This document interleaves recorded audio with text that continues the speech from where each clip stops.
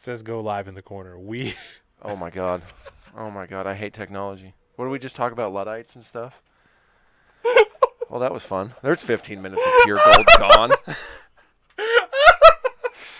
Are we live right now? Yep, Oh my god, yes. Yeah, now we're good. 10 seconds live now. So welcome everybody to the live stream. Oh, I'm not even mad. Oh. I'm not even mad. You know what the nice thing is too, because we also record this while we're doing the live stream, we can throw this bonus 15 minutes ahead of everybody. We'll do that. I feel bad now. Oh man. Okay. So what did we just talk about for 15? Maybe we should just keep that as secret content. No, because we talked about Makai. We did. Oh crap! We blew up everybody. Oh my god. Okay. Thank God it's just the pre-show. I know, me too. I'm like, oh god. Okay. My gray hairs are standing out because my face is turning red. Thank you all for joining us. This is Sots pre-show live. Jordan, you are a godsend. Thank you so much. See, I said there was one thing I was missing. One thing. We just went for 15 minutes and we weren't live. So we're really happy to have you guys. I quit. We're going to go over these things again because we think that they're important. Definitely. God. I love this so much. Okay. This is healthy. We're going to start by talking about Micaiah. Mac Race put out a new EP this week on Thursday. It's called Imminent. We had features on it. We did not rap. We did not do that. Don't expect that of us. No, we're like the cool background noise. Yeah. We're the interludes. What we did do, we had some beautiful interludes. Fantastic. We say a lot of really silly things, and then in the end, it finally seems to start to make sense a little bit. So I feel happy about that. I want to thank Micaiah for allowing us to be part of this project and I texted him in a very emotional state that I literally was fighting tears at work the first day I listened to it when I finished because it's so good. I'm not like an arts dude. You know what I'm saying? You've known me for a long time. Like I don't paint, I don't draw, I don't that's not right is the closest thing, to an art. And you got multicolors going on in your notebook. Yeah. And that's about the extent of it. That's it. Coloring, you know what I'm saying? Like that's it. But I'm not an arts guy. I have a hard time seeing, imagery and messages even in like movies and stuff like that. It's just not my thing. But I wonder if that has something to do with brown. Being my favorite color? Yeah. I'm not sure. And the reasoning behind that. I don't want to put you on blast, but I wonder if that has something to do with an aversion to creativity, colors, and artsy stuff. I don't know. When I was growing up, I knew a kid named Michael. Shout out Michael Vining. And his dad, Ken, was colorblind as fuck. And he painted gourds. He used to Whoa. This is so random. He used to take gourds, huge gourds, and would dry them out, and then would like wood burn them. Oh, that's dope. And paint them and shit. He would make drums out of them and shit. And so we had at school we had some drums that his dad had made in the music room. He made some really cool shit, really old school. Yeah, I used in elementary school during music class. We had a super old hippie music teacher. Yes. And he would make a bunch of dried out gourd shakers and stuff like that. Yeah. Ken did the same thing. Dude, that turns into a rock. Fucking you dry it right. I don't know how you dry it right, but good. Those are weapons. He used to make little pigs and just all kinds of weird little random art with these gourds. I don't know how the fuck you get into making gourd art, but you want to paint something. Hey, there's some gourds out in the yard. Yeah, I know, super weird. I don't know. I'm here for it. And if you don't know what a gourd is essentially it's a type of squash, right? It's various types of squash. The fancy squashes you see in a Thanksgiving centerpiece or something like that. They're scooped out and dried. Yeah. And they're super hard. And obviously you can wood burn them. Yeah, Jordan's grandma has one that Ken made because he was a doctor. Oh, that's dope. He was a doctor in his regular life. I don't remember what kind of doctor, the Naval Hospital. And also some other shit, Interesting. So not to, give too much of his hook up the away. blue wire to the red so I don't know what he does now. But yeah, he was a doctor. And Jordan's grandma used to do the billing in Harrison Hospital. Oh, that's dope.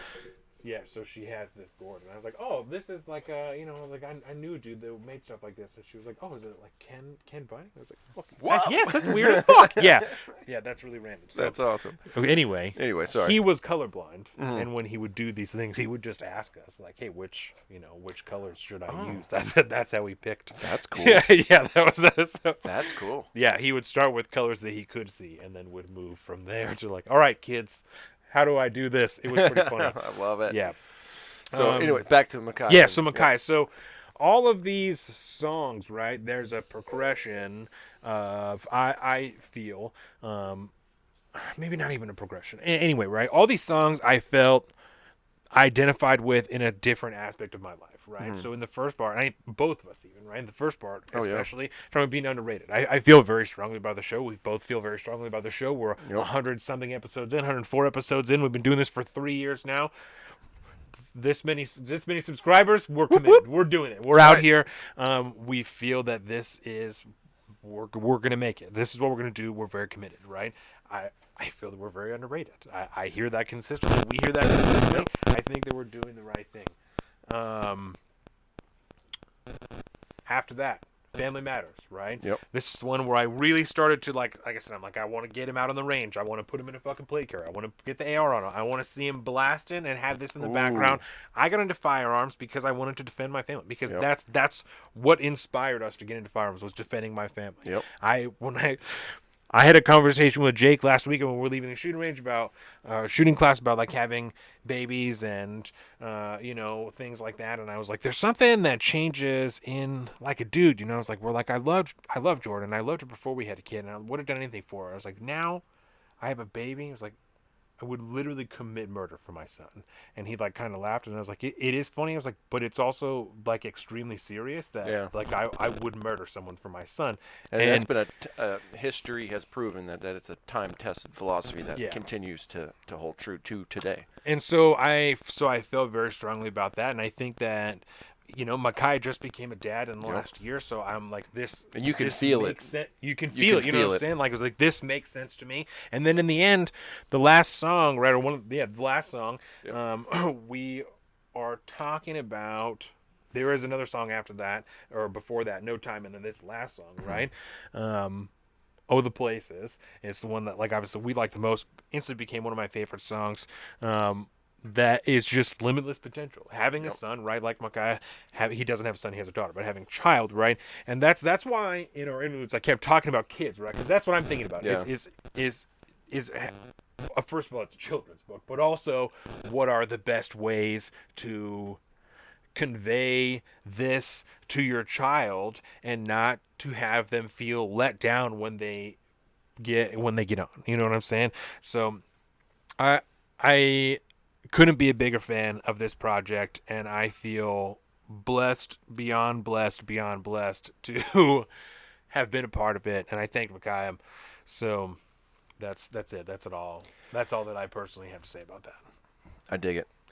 Yeah, I mean, I'll echo what you said. I mean, even I talk about it in the EP where rap and hip hop isn't necessarily my go-to.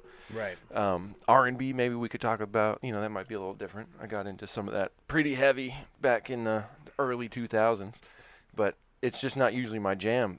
But once I throw Upper Left on, like, I relate to everything they're talking about in every one of those songs. Yeah. The hard and the soft, baby. And So, that, I could not believe, man, like that, when RJ's going hard. Dude, he's like scary, man. Jordan and I were talking about him yesterday. So good. He is like a subtle assassin. You know what I'm saying? So almost monotone, but not boring. You know what I'm saying? But just his tone is so level the entire time. It almost takes you a couple times listening to it, be like, oh wait, he just fucking murdered that. Like he just murdered this entire verse, and I didn't even realize it because he was just here the whole time. It comes off as totally effortless, but it's so fast. His tempo is so fast when he's getting through there, and I mean, I can't. When they're famous, right? When they have millions and millions and millions of dollars. Because it's not an if; it's just a matter of when. He's going to be the one that people write the most books about, just trying to figure him out. Who is One Dot? Why does he feel this way? And they're all going to have the same information about like when he was a kid, but they're not going to have shit about even in interviews, about Yep. like, who he is, why he does things. And not even on our show, because he's mysterious. We are actively trying to pin him down. we doing got it. him on here one time. Yeah. And we're gonna get him. We'll get him again. We'll get him. I'm trapping him. He's a big get. I'm working on him. So we're getting there. I do want to talk about this. I love so much that we're doing this for a second time. I think it's so funny. So I want to talk about this.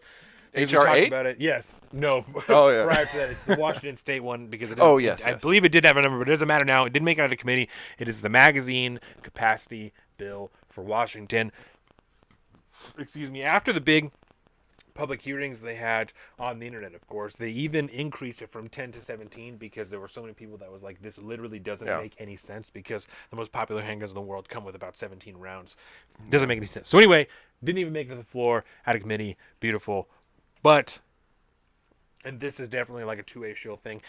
In the unaired version of this, I called him a two-way shill. This is just for now. It's going to happen again next year, and the year after that, and the year after that. Yeah. So this type of thing is not something. If you are pro 2A, if you are in favor of these things, if you are in favor of people's gun rights, this is not something that you can forget about. It doesn't go away. Yeah, it'll be back. We have to continue to win this over and over and over again, and they only have to win once. Yep. So this isn't something that I would want to forget about. I hate how that. Because that's true. Yeah. Like, we have to win the counter. We have to win the defensive battle over and over and over again because the minute they win, it's ensconced in law. So, so something to consider. Hold the line. This is going to continue to happen, and it's something that I would advocate for everybody to fight against. Past that, we did have a bill, H.R. 8, pass the federal House, and another one that I don't know the number of, H.R. 8, was an expansion of federal background checks, and the last one, like I said, that I don't know the number of, was extending the wait period from 3 days to 10 days, or not the wait period, but the amount of time that the FBI has to conduct the background check from 3 days to 10 days. Yeah, maybe we should do that for the kids in cages too.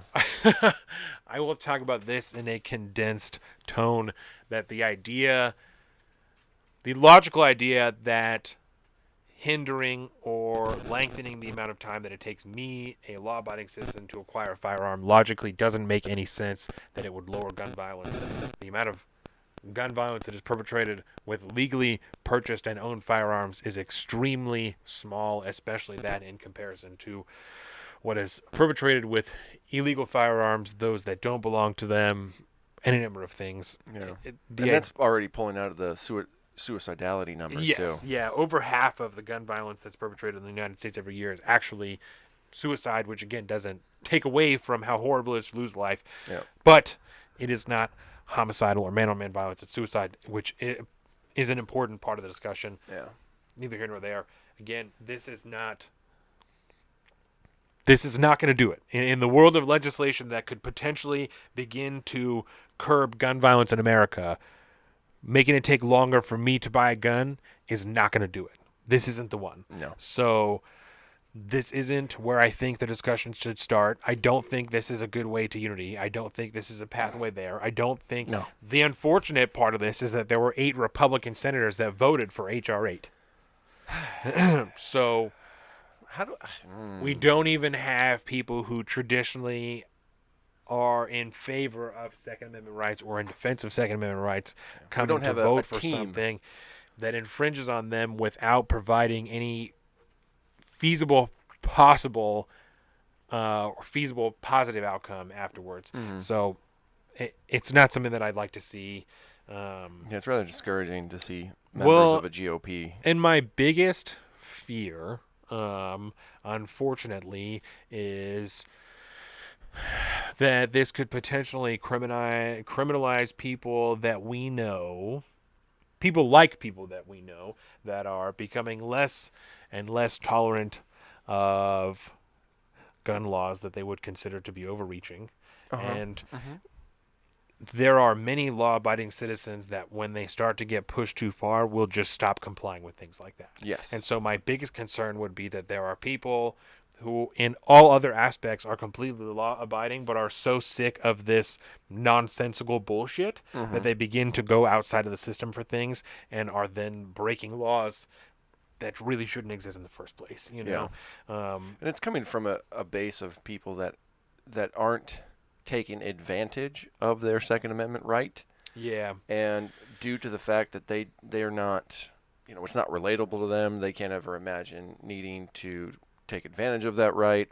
So they just kind of assume that they can put restrictions on it because it makes sense to them. Right. When they're not in that community that is reliant on that God-given right.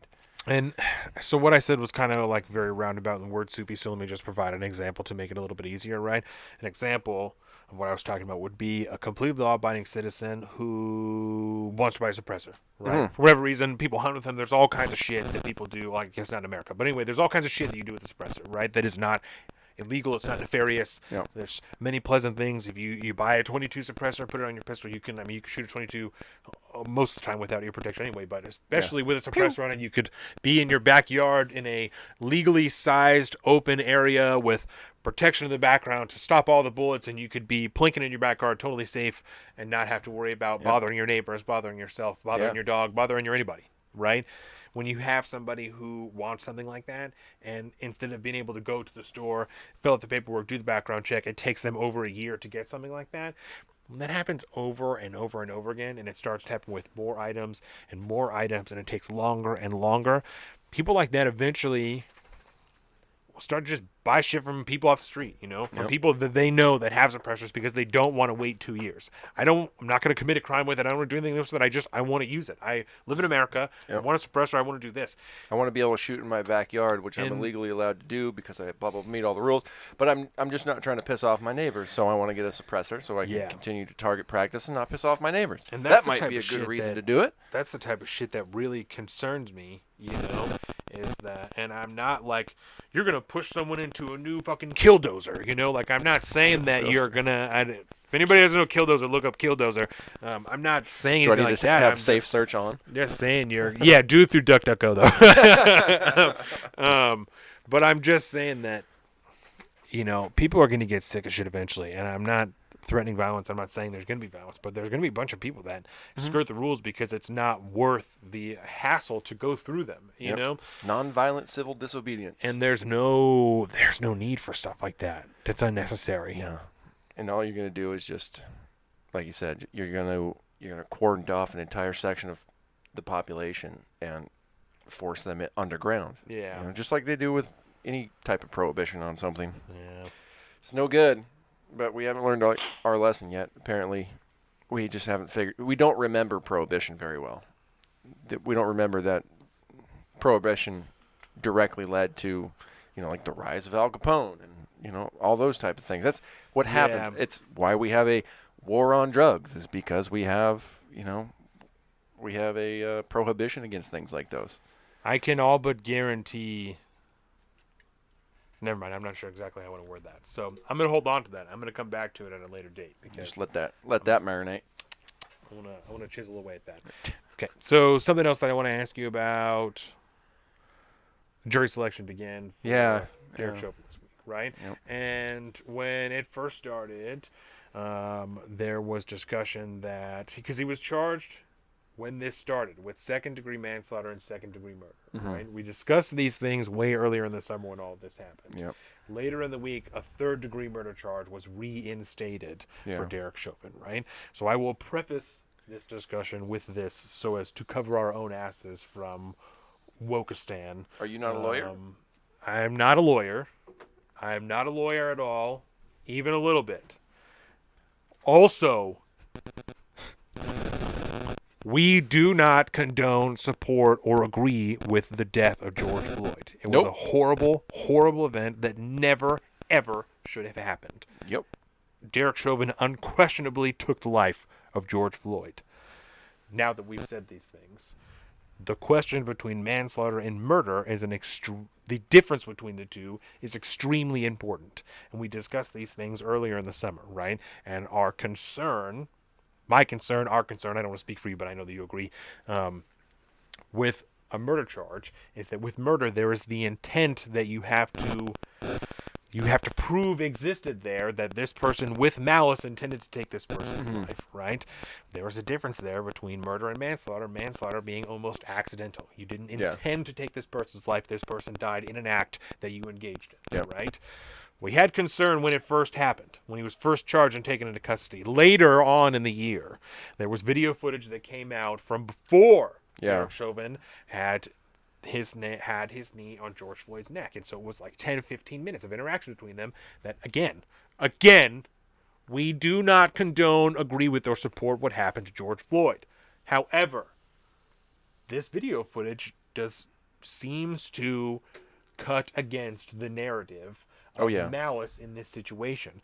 The concern then, I believe, grew for us that these murder charges are going to be really, really hard to get to stick when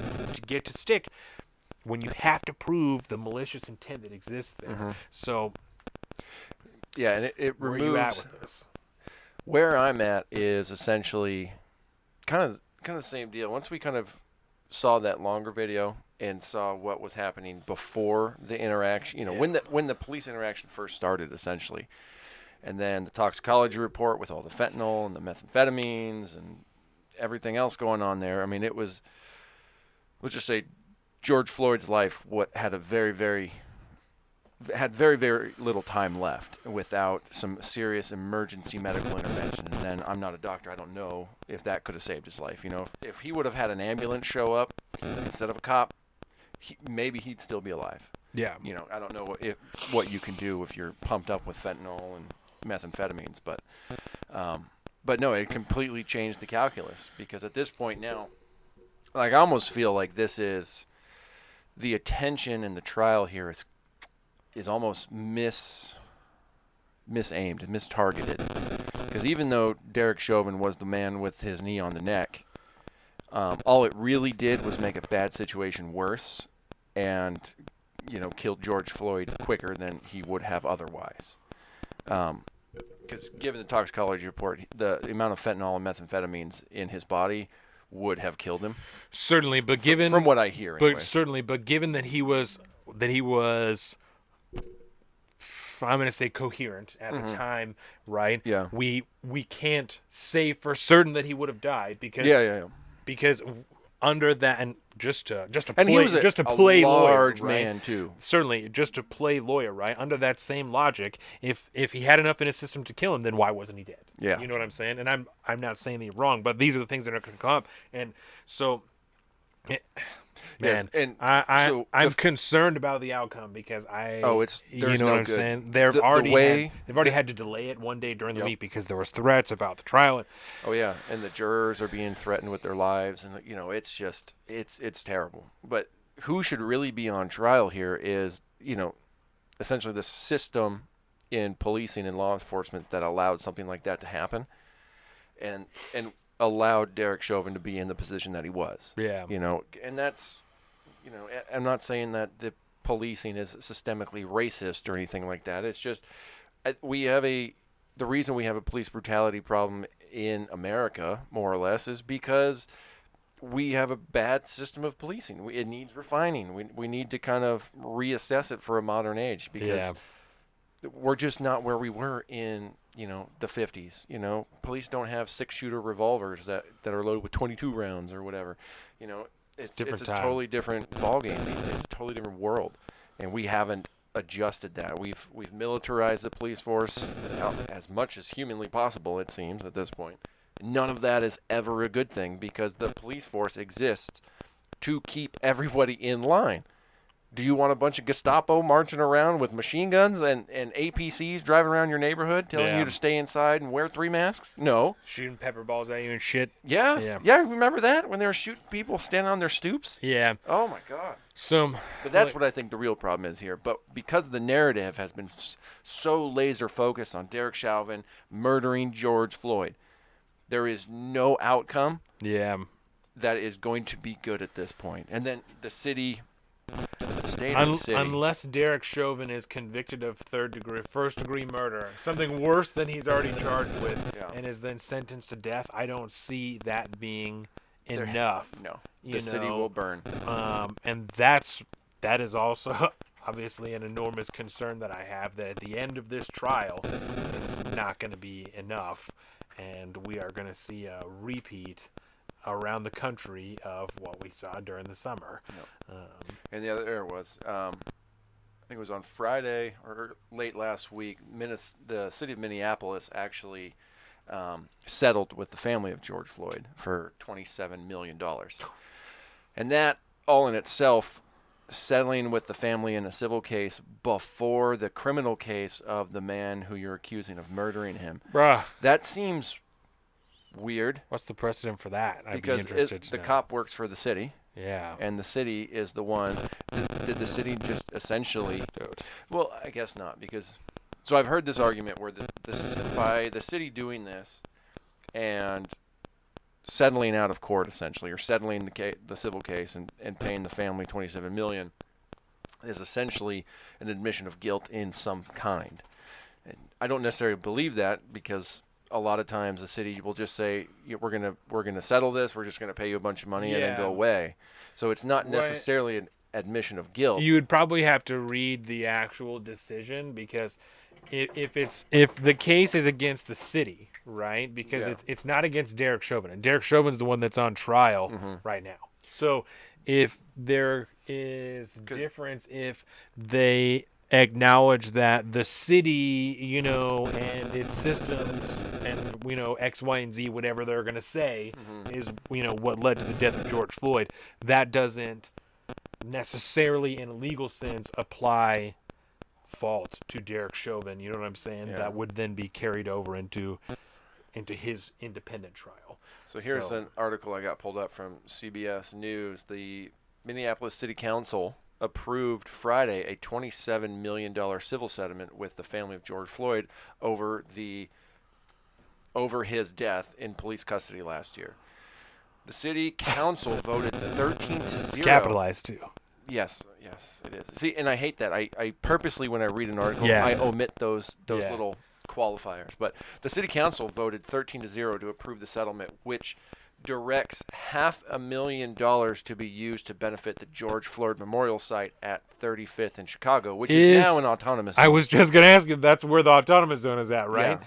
And we saw videos of reporters being stood down there. There's that viral video went out of the reporter just getting near the entrance, and the Black Bloc Antifa guys telling him to get the hell out because something bad's about to happen to him. And we saw during the Chaz, right, which we covered pretty closely, that obviously there was some good things that happened there. There was also, like a woman that was raped and some people that were shot and killed, and the police weren't allowed to get in, and the first responders were screamed at for not responding, while there was an active shooter that the police weren't allowed to apprehend. And there were a lot of not good things that happened there. So while I don't know many details about the new autonomous zone, I would say it probably leans pretty close to the Chaz. Chop. It's from the little I've seen about it, it seems like a very doesn't look good. Not good place to hang out. Doesn't look good. No. Autonomous zones. You know what I'm saying? We would talk Speaking about not this good. like when Alex was here, and we're like, I'm not even against the idea of an autonomous zone. I have fucking patch my plate carrier. Autonomy is one of the things. Fucking leave me alone. That's when we're talking about where we want to live. I would like to be able to live my American values and be left the fuck alone. That's what I would like. That sounds good to me. Yep. So give me some basic rules to follow. Yeah. Good to go. Autonomy is not a bad thing. When autonomy is there and people are getting murdered and killed and their rights are being infringed upon so that you can do whatever you want, that's a problem. So let me ask, I have a problem with that. What's the opposite of autonomy? Dependency. If you're not autonomous, you're dependent on somebody or something. Probably not a great place to be sitting. Imagine that. Yeah. Yeah, I've been kind of not trying to dive into the trial so much, just because there's especially like the last couple weeks, there's been so many other things going on, and there's always so much speculation. I mean, I see people on Twitter that are, been going through following the jury selection like a hawk and like all this. I just don't have time for that, man. Like nor do I. Nothing I can do by paying attention to it and looking at it under a microscope is really nothing's gonna change the outcome. Nothing's gonna change. What's gonna happen is what's gonna happen. The legal process will happen, and then we'll deal with whatever happens on the back end. Yeah. Which is probably gonna be mostly peaceful. This was the other thing that I was going to talk to you about. I talked to you a little bit about it in the pre-show. Pre. Jen Psaki. Just another reason Oh. that I hate Jen Psaki. I was listening to The worst. the press briefing from yesterday, Okay. right? One of the reporters says, hey, Joe Biden said this thing when he gave his address to America the other night, celebrating, commemorating the close down of America. Why that's the appropriate thing to be commemorating, I don't fucking know. Who's happy that a year ago on Thursday we closed down America?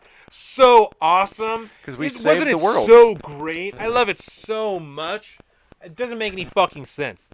We Anyway. saved millions of lives. Also, if you're a good boy, maybe you can have some people over for 4th of July and have a barbecue in your backyard. We're going to talk about that in the Only if you're show. vaccinated.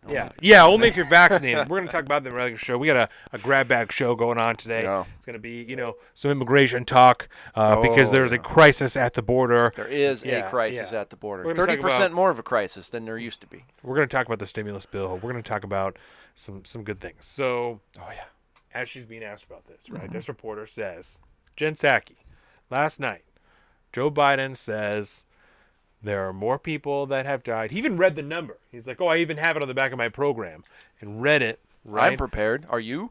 Just over 500,000 people. Says more people have died from the coronavirus than in World War I, World War II, Vietnam, and 9/11. And I remember it being discussed the first time. And as I'm listening to it this time, I'm like, I don't think that that's right. Like, I really don't think that that's correct, So, this question, he's like, so he says this. That's not right. He's been called out on it before. Why did he say it this time, Jen Psaki says, I don't have, those numbers in front of me, so I can't, validate what you're saying to me. And he says, well, it's true. And I'll tell you right here. And what I'm saying is that he's been called out about this before. And so I'm asking you because we know that he had a line-by-line edit of his speech. And if we know that, why was he allowed to say this thing? And Jen Psaki says, and I quote, I'm glad you're focused on the important business. I'll have to check on that and get back to you. What a fucking bitch. Could you be? And I hate that we're living in a time where it's like, you're saying that because she's a woman, you're calling her a bitch. That's a horrible, shitty thing to say to somebody when he's asking you, why is the president lying about the amount of people that have died from the coronavirus, something that we are using as a cornerstone for all policy in America at this point in time? The president is lying about it. Yeah. Is it completely irrelevant that he's mischaracterized the amount of people that have died? It seems like an important issue. I don't understand. I don't understand how it could be irrelevant. I'm glad you're important. You're focused on the important business. If it's not important business, Christ. then what were you reporting on for the last 4 years? When even when he wasn't lying, said that President Trump was lying. What did you do for the last? Was that not focused on the important news? Yeah. Did he get catty about that? I mean, he got catty about everything, but we remember more than 3 months ago. We remember when you lied about the Russia collusion experience for 4 years. It's like calling Donald Trump an illegitimate president. We remember these things. It wasn't that long ago. You can't just now 180 on everything and pretend like you are the greatest thing since sliced bread. You're an angel. You've never done anything wrong. Joe Biden has never been a bad situation for minorities in this country, even though he is responsible for putting more of them behind bars than anyone else probably in the face of modern existence, at least since the Civil War. Yeah. But no. We don't have to worry about that. I mean, you know what? I just figured it out. They're so old and antiquated and so detached from reality, they don't understand that the average citizen can fact check them in 15 seconds better than CNN can. That's what I'm saying. It's disgusting. So it's just more of the same then. That's Yeah. good. More lies, more disingenuous topics or, thoughts thrown out there to try to change the narrative. And it's great. It's going to be a great 4 years. I'm really excited. I wonder how long. Because, these press secretaries, they kind of generally get turned over relatively quick. Yeah. I don't think there's We been saw a 3 contemporary different ones in the president. 4 years of Donald Trump. Yeah. Started And with that- Sean Spicer. Yeah. And then we got Sarah Sanders. I'm and trying then to think. Kayleigh McEnany. How many did President Obama go through for Several. 8 years? Yeah, right. Several. So it all because the That minute was you kind before of my trip time of relevance, but Right. several.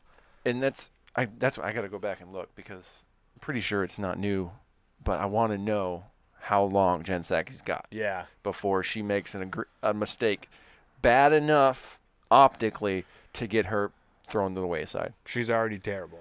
She's bad. But I also decided in watching, and we'll talk about it later when we talk about Joe Biden's speech, like they talked about the vaccine, and he literally didn't mention Donald Trump even one time. No. But every other time they're talking about anything, they're consistently referring back to the previous administration. Oh, well, the old administration did this. The old administration did this. And I said to Jordan, I said, Donald Trump should just sell all of his properties because he's living rent-free in the heads of everybody in fucking D.C. right now. He's sitting in Florida sending out dumb fucking letters every 3 weeks, just talking shit like, hey, in case you guys forgot, if it wasn't for me, you probably wouldn't have a vaccine for like 5 years, and maybe not even that. He's just writing fucking emails while he's drunk at night, just sending shit out. I know he doesn't drink. I know that. At least that's what he says. He's just drunk on fucking Burger King, and he's like, just says, someone pen a letter for me. Send it out through the RNC. Through the DNC, the Donald National Convention. Oh, yeah, God. The new DNC. Let me show you this. I saw this come across yesterday. Donald Trump giving a speech at what does it say? It's like a save dogs from a Chinese meat market. Yep. We're gonna help the dogs if that's okay with you. Out there doing the important work, man. Hilarious. I love it. Hilarious, Donald Trump. And you know his profile's only gonna get bigger and bigger and bigger. Penning emails, sending shit out. It's like, I'm the greatest. I'm so Donald good. Trump is the greatest. Don't forget. That's what he's saying. I'm not. Someone's gonna clip that years from now. I'm like, this guy's a bigoted piece of shit. He likes Donald Trump. That'll be the quote they use to throw you in the gulags. I mean, re-education camp. Woke camps. Yeah. So you can be woke again. It's not going to be kids in cages. It's going to be media pundits in cages. That's how they're going to run the second term of. Yeah. And that is not exclusive to Democrat control or Republican control. After Kamala Harris. Ask Ed Snowden and, oh my God, it's right on the tip of my tongue. Why can't I remember his name? Julian Assange. Yeah. Oh. We'll just have to go ahead and make sure that, I don't remember what I was going to make sure of nothing. Oh, the camps. The camps are going to open after Joe Biden dies. After Kamala Harris finishes this term out, does her first term, is in the middle of her second term, right before she becomes the dictator of all wokeness in America, that's when they open the camps. And they're going to be called whatever. At that point, it's going to be so deep down the rabbit hole. It's like, no, it's a camp. That's their camps. Yeah. That's what we're sending them for sure. I mean, if the Chinese can, if it's just cultural differences. If the Chinese can do it. If it's just cultural differences, then why not? Would that be...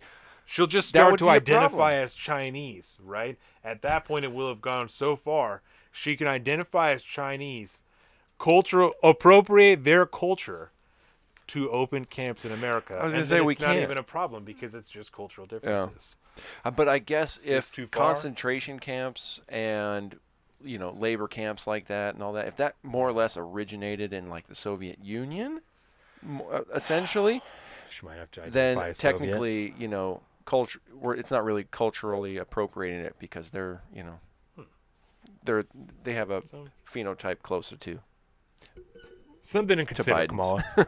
something to consider. Exactly. With that, I think we'll go ahead and end this pre-show today. What'd you have for breakfast today?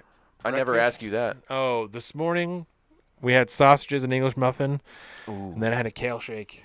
And then I ate a sandwich on the way here. Ooh. I'm trying to, man. I always try not to be starving on the back end. Yeah, I always leave here with headaches and shit like that. So yeah. I'm just trying to, like, how much food can I force down my fucking throat before I start the show? It's horrible. So, what about you? Bacon, obviously. I did have some bacon. Yeah, you can smell that. Yeah. In the house. I had a bunch of like scrambled eggs. Take scrambled eggs, a little heavy cream, a little shredded Parmesan cheese. Yeah. And then bacon. Nice. Yeah, it was good. Love it. Time. I got lots of sleep last night, too. That was weird. I haven't had more than 8 hours of sleep in a long time. What time did you wake up today? 8-ish. Really? Yeah, it was Did you have an alarm set, or did you just wake up? I did have an alarm set, but it went off because I usually set it at 7:30 on cast days. And I It went off apparently because I had already shut it off when I woke up at 8. I was like, oh crap! I'm glad I got up when I did. I woke up at 5:15 this morning so that I could have some time to myself, and I took a shower. And Dax had gotten out of his bed for the 4th time and was sleeping on his floor. And so, because he won't he'll play with some stuff, but he'll really just get out and lay on his floor. Yeah. Then you got to go back in there and put him back in his bed and everything. So I did that after I got out of the shower and everything. So it's probably close to 6 o'clock. Sat down, started doing show stuff, maybe a half hour in, he's out of his bed again. 20 minutes later, he's out of his bed again. We usually try and make him stay in his bed till 7:30, just so he'll maybe sleep. The last one in there, he's screaming, bro. I did not want to be in there. So he doesn't feel good. Yeah. So he went and got to bed with Jordan for a little bit. There you go. Watched a little bit of Toy Story on the phone. Good. Chilled. Yeah. Glad he's graduated to a new movie. Yeah. We'll Toy Story. We'll see how long that one lasts. Big Hero 6 this week. That's been a big one. That's Hero a great 6. movie, Big too. Hero 6 is a good movie. Yeah. I love that movie. Yeah. So he's been pretty good at switching them up. He picked some fucking Mickey Mouse Christmas movie out of nowhere. So we watched that a couple of times this week. I don't know what was up with that, but I don't know. I don't know. Who knows? Whatever. Yep, that's it. We're out of here. Again, thank you everyone for joining us. Yep. Stay tuned. So we will be live here and for the next 15 minutes or so, within 15 minutes for sure. Take a pre-break, refresh the beverages, Yes, to get do relaxed the and, full-on live stream of episode 104. Whoop, whoop. It's And we gonna won't be a make you grab sit bag. in the waiting room for 15 minutes. No, if you have any last-minute topics, you can always throw them in there. Questions, we're here to answer them. We're balling out. Thank you for joining us. Salt of the Streets. My name is Donovan. Colin. I am at Salt of the Street on Twitter and at alpaca_Donovan on Instagram, and he is at Big Bird Offie on both of those things. You can find all this at saltofthestreets.com. Salt of the Streets YouTube, Salt of the Streets Instagram at Salt of the Streets, Facebook at Salt of the Streets, fuck Facebook, everything. Salt of the